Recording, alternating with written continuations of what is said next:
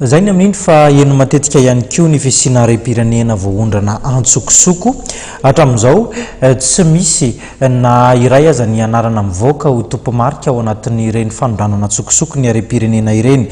Ry zareo avy eo anivon'ny samifinina dia manasokajy izany fanondranana antsokosoko ny rem-pirenena izany ho loharano ny famotsim-bola. Ny fanondranana antsokosoko ny rem-pirenena toy ny Andramena, Vato sy Hazo Sarobidy no anisan'ny very ny samifinina famotarika famotsim-bola. Mikasika ny Andramena manokana dia tsisy afa-tsy ny fanamafisana ny fiara-miasa amin'ny sampan-draharaha-pisahana ny famotsim-bola any Azia sy no ahafahan'ny samifinina manatanteraka fanadihadiana matipaika sy vokatra azo tsapahi-tanana.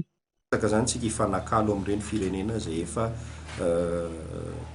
lasa lavitra reny. Mikasika moa an'ilay resahantsika teo ilay fidirana tamin'ny gafi régional na le samlaga fa tsy adino fa ny tanjontsika ihany koa tanjona anankiray izay efa nipetraka hatramin'izay ary mitohy hatramin'izao dia nidirana ao amin'ilay atao hoe groupe Egmont.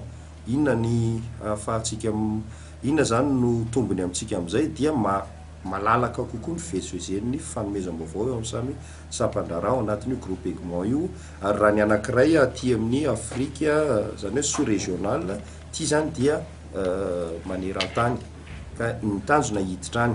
Ahoana no ahafahantsika miditra amin'izay tsika moa zany dia misy tombanezaka atao ihany koa nidirana amin'ny groupe Egmont ary ny firenena frantsay sy maorisiana no miay atsika amin'izay. Miay atsika zany izy manao tombanezaka fa indrindrandrindra manampy atsika mba ahafahantsika zany mitovy amin'ireo firenena mahafeno an'ilay fepetraka hidirana amin'izay groupe Egmont zay. Raha ny momba ny Andramena manokana na dia malaza be aza ny fisiana fanondranana antsokosoko ity rem-pirenena ity, hatreto dia tsy mbola azo ny tena ati-doha ny fanondranana ary tsy mbola voafaritra mazava ihany koa ny vola nodiovina tamin'ity